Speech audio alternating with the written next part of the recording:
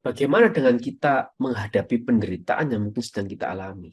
Kita hidup di zaman yang serba enak, serba mudah, serba instan. Kalau lapar, nggak ada makanan di rumah, males masak, males keluar, keluarin HP, pencet-pencet-pencet, setengah jam, 1 jam kemudian datanglah sepeda motor mengantarkan makanan kita. Bahkan mungkin kalau kita pesan makanan kemudian nggak diambil-ambil oleh drivernya, mungkin kita saja sudah marah dan tidak nyaman dengan penderitaan yang begitu sepele itu. Maka bagaimana kita mau melihat penderitaannya lebih besar? Dan terlebih daripada itu, saya bukan hanya bicara tentang nanti kita akan disiksa, dibunuh, dirajam, dipukul, dibelah bagi dua, gitu ya, dikuliti hidup-hidup, dipenggal enggak. Tapi bagaimana kita mau menurunkan ego kita? Seperti Tuhan Yesus tadi, dia dengan sabar menanggung orang lain. Bagaimana kita mau menerima orang yang menyakiti kita? Wah, itu penderitaan luar biasa pasti. Kalau ngomong enak gitu, tapi kok melakukan belum tentu bisa, saya juga. Dan kita sama-sama berproses. Bagaimana kita mau menderita batin seperti itu.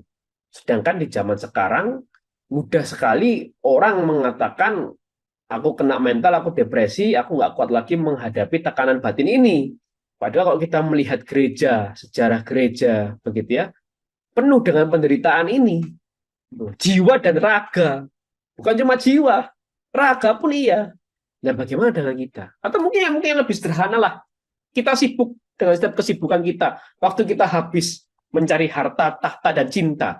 Tapi mau nggak kita melayani, mengorbankan sedikit waktu kita. Mungkin dalam 1 minggu itu kita mengorbankan 2 atau 3 jam. Kok 1 minggu 24 kali 7 itu berapa? Itu ada berapa? 100 lebih ya kan? Itu 100 lebih jam dalam 1 minggu. Itu kita mau korbankan 3 jam aja dalam 1 minggu, 3 jam gitu, mungkin atau 5 jam dalam 1 minggu gitu untuk melayani di gereja, melayani di komunitas. Mau nggak? Gitu. Ini penderitaannya belum ada apa-apanya ini, gitu ya. Di tengah-tengah kesibukan kita mencari 3 T tadi, harta, tahta, dan cinta.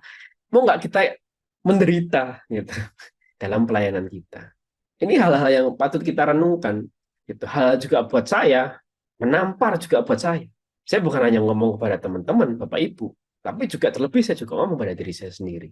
Nah, ini yang kita renungkan bagaimana ketika kita mendengarkan kisah para rasul gitu, kita bukan hanya sekedar oh ya dia ke sini ke sana mendirikan gereja di sini wafat dengan cara seperti itu. Maka saya jelas terus tekankan sekali lagi ini jejak para rasul yang bisa diikuti dan harus diikuti bahkan sampai zaman modern kita ini.